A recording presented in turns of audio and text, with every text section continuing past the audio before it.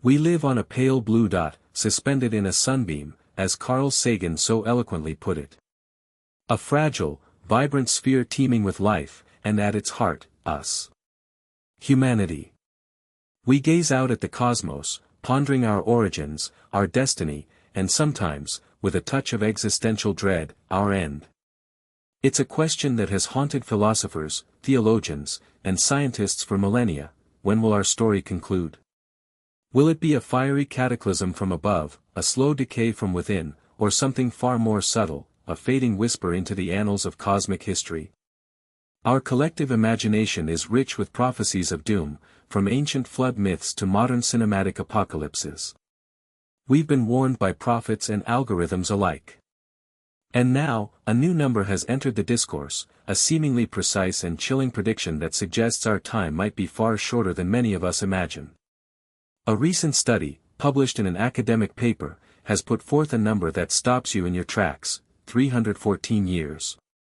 According to this research, humanity could face extinction in just over 3 centuries.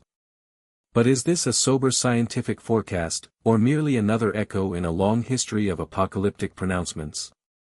It's a question that demands a deep dive into the underlying data, the models, and crucially, the inherent human tendency to project the present onto an uncertain future. Before we dissect this particular claim, let's step back and consider the historical lineage of such predictions. Humanity has a peculiar habit of forecasting its own demise, often with surprising specificity. Think of Thomas Malthus, who, in the late 18th century, famously predicted that population growth would inevitably outstrip food supply, leading to widespread famine and societal collapse. His grim calculus was based on the observation that populations grow exponentially, while food production, he argued, could only increase arithmetically. He saw a collision course between our reproductive capacity and the Earth's finite resources. And yet, Malthus's predictions, while influencing generations of thinkers, ultimately proved to be incomplete. He couldn't foresee the agricultural revolutions, the advancements in biotechnology, or the complex demographic shifts that would profoundly alter human societies. The Green Revolution, for example, dramatically boosted crop yields, pushing back the Malthusian specter for much of the 20th century. Similarly, in the mid-20th century, the population bomb narrative, popularized by figures like Paul Ehrlich, rekindled fears of overpopulation, predicting widespread famine and environmental collapse by the turn of the millennium. Again, while these warnings highlighted legitimate environmental concerns, the most catastrophic predictions did not materialize as anticipated, largely due to unforeseen technological advancements and changes in social behavior. These historical examples serve as a vital reminder: demographic predictions, particularly those extrapolated far into the future, are fraught with peril and often overlook the dynamism and adaptability of human societies. So, let's turn our attention to this modern prediction: human extinction from a probabilistic demographic perspective. The study, which has garnered attention across various circles, employs established demographic tools. Researchers often use methods like the component method, which projects future population changes by analyzing core components, fertility rates, mortality rates, and migration patterns. Another technique, the Hamilton-Perry (HP) method, projects future populations based on current age-sex counts. These are robust tools, widely used by demographers worldwide to understand population trends. The core of this particular study, and where we must focus our critical lens, lies in its use of what the authors call the child-adult ratio, or CR. The researchers analyzed this ratio over a relatively short, 5-year period, specifically from 2019 to 2024.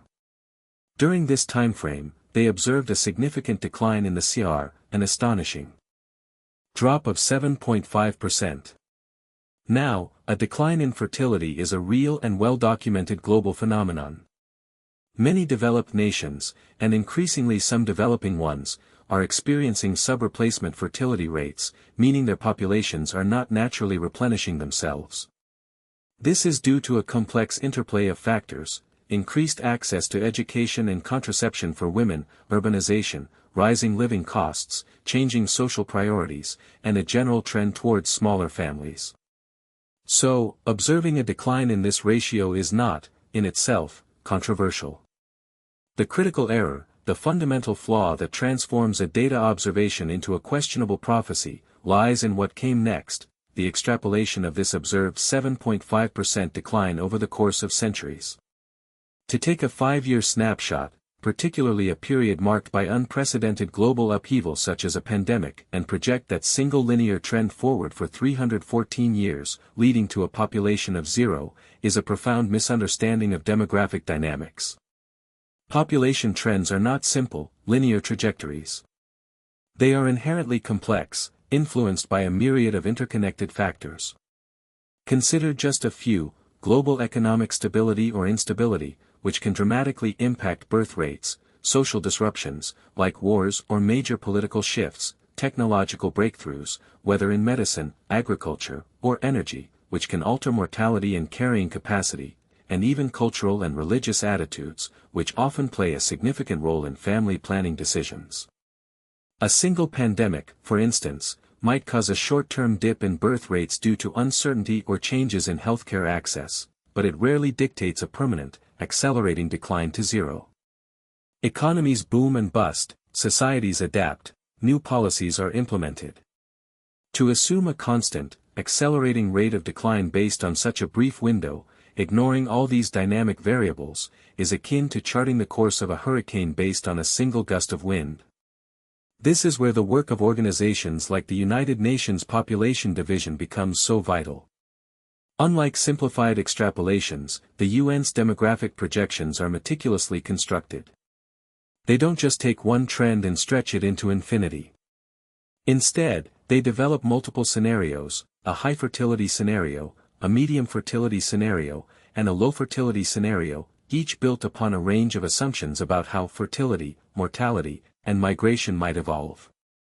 These models incorporate vast datasets, historical precedents, and expert consensus, recognizing that the future is a tapestry woven from many threads, not a single, predictable line. When you look at the UN's projections, you see a peak in global population, likely within this century, followed by a gradual decline in some regions, but certainly not a swift, universal dive to zero within a few hundred years. These models, while still approximations, offer a far more nuanced and realistic picture of our demographic future. Why, then, do such simplistic, alarmist predictions capture our imagination? Perhaps it's a deep-seated human desire for certainty, even if that certainty is dire. Or perhaps it's a reflection of our anxieties about the real and pressing challenges facing humanity: climate change, resource depletion, social inequality, and the potential for future pandemics. These are not imaginary threats. They are complex, global problems that demand our attention and collective action. But reducing these multifaceted challenges to a single, easily digestible, and ultimately flawed number like 314 years does a disservice to the intricate nature of these issues and to the robust science of demography. The takeaway, then, is not to dismiss concerns about our future, but to engage with them thoughtfully and critically. It's about understanding the difference between a sound scientific projection, built on comprehensive data and sophisticated models, and a dangerous oversimplification. The critical mind must always question the premises. Every scientific study, every forecast, rests on underlying assumptions. In this case, the central premise, that a short-term trend can be linearly extrapolated for centuries, is simply not reasonable. The future of the human population will not be dictated by a simple equation, but by the intricate and ever-changing interplay of social, economic, technological, environmental, and cultural factors. So, no, we are not likely to face extinction in 314 years due to a single, isolated demographic trend. Our species has proven remarkably adaptable and resilient. But that doesn't mean we can be complacent. The real work lies in understanding the genuine demographic shifts, the environmental pressures, and the social inequalities that truly shape our world. It means investing in education, healthcare, sustainable technologies, and fostering global cooperation. It means using sound science to inform our decisions, rather than being swayed by facile predictions. The question of humanity's long-term future remains, of course, open. In the vastness of cosmic time, every species eventually fades. But our immediate future, the path we forge over the next centuries, is a story we are still actively writing. It is a story not of inevitable decline dictated by a single number, but of choices, challenges, and the enduring human spirit to learn, adapt, and build. That's it for today. If you enjoyed this deep dive, hit that subscribe button. Stay curious, and keep your eyes on the skies. I'll see you in the next one.